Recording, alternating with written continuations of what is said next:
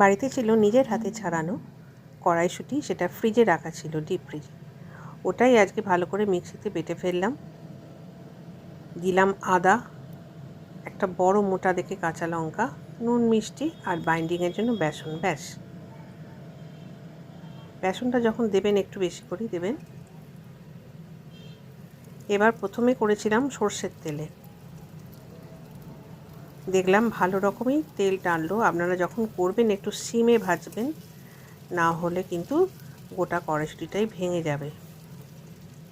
এটা একটু সাবধানে, একটা পিঠ লাল হলো, এবার আস্তে করে আর একটা পিঠ উল্টে দিলাম, যেরকম করে আমরা বড়া ভাজি আর কি। হয়তো ইউটিউবে অন্যভাবেও ভিডিও দেখানো আছে, তো আমি এইভাবে করলাম, সহজ সরলভাবে। একটা নতুন জিনিস রান্না করাও হলো। আর যেহেতু আজকে নীল, বাড়িতে সবাই নিরামিষ, তাই জন্য নিরামিষ আইটেমটা করেছিলাম। ছিল পাঁপড় ভাজা, ডাঁটা আলুর তরকারি, বিউলির ডাল, আর এটা শেষে কি হলো দেখুন না।